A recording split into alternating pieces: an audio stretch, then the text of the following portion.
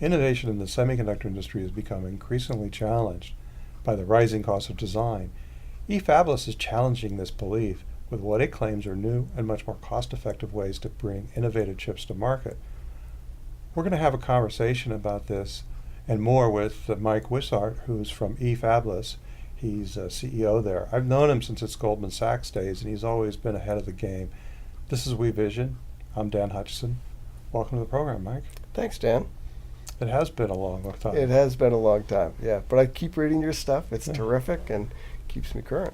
Thanks. Well, I'm really interested in what you're doing. You're trying to take this, you call it an App Store TaskRabbit model to the semiconductor industry and dramatically change what it takes to do a design.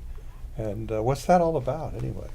So we started, my co-founder and I, a great guy named Mohammed Qasim out of TI, and we started with the basic principle that, as you say, the app stores and TaskRabbits and other things that fall under the rubric of what we would call open innovation, which is where crowdsourcing meets community models, has got tremendous value. And you can see it in other markets, software, even video creation, even New Yorker cartoons, Mm-hmm. right? When they open it up and you send in your captions. It's very creative, it's extremely productive, and it's very scalable.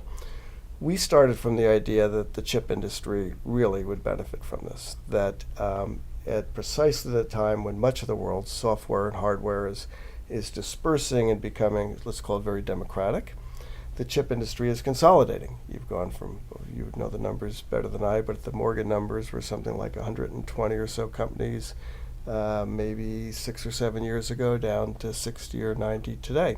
So at the same time the world is dispersing, the chip industry is consolidating, so why not do open innovation and bring those principles to chips? That's what we started it on. When you talk about those 60, right, there's that many AI startups out there that are designing chips. Yep. How does that happen?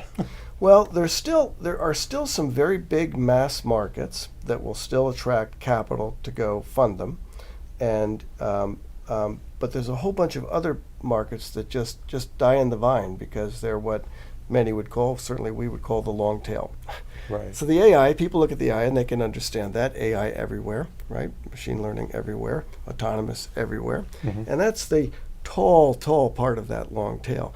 But down here at the rest is all of these other products and chips, and we think Like IoT stuff. like IoT stuff, exactly. The endpoint IoT stuff, right? Yeah.